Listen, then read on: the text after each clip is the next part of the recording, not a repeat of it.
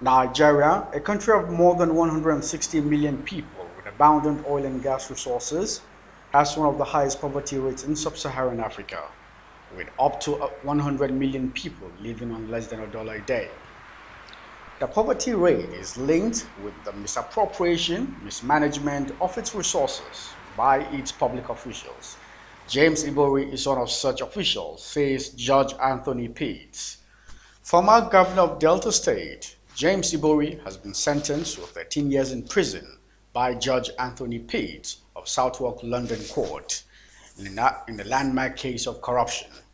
Ibori was arrested and found guilty of 10 counts of money laundering, fraud, and corruption.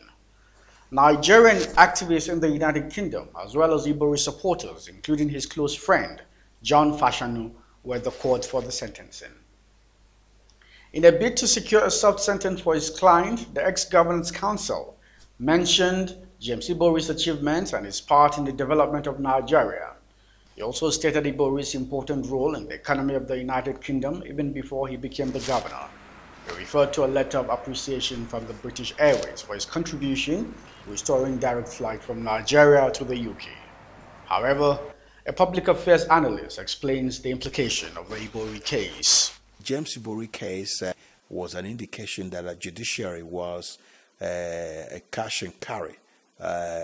It wasn't, the judiciary was looked up as a bastion of hope to the average Nigerian, but in the last 6-7 years, it has become a different story. In some aspect, that some cases or just some judgment by either Court of Appeal or the Federal High Court or by the Supreme Court have become some questioning to a point that clear court cases, clear court evidence, do not hold anymore in Nigerian judicial system. So it's about what I call due interference, either from the presidency of the political class to subvert justice or to circumvent the judicial process. So it lost confidence that the Nigerian judiciary couldn't indict Ibori and sentence Ibori to jail, and that the British government were able to do that. So that's a clear indication that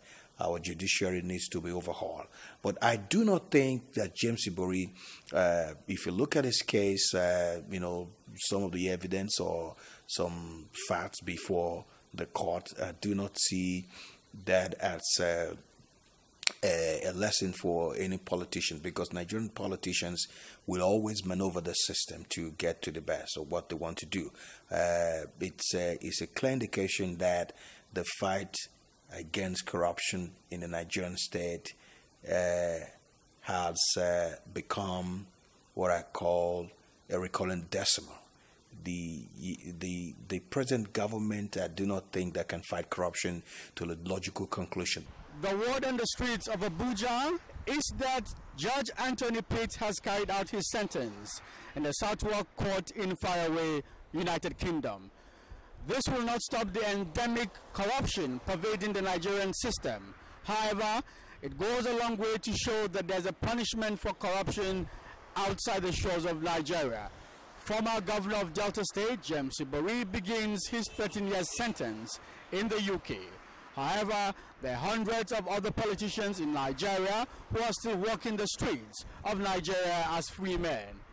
What is on the streets of Nigeria is that one day soon they will have their day in court.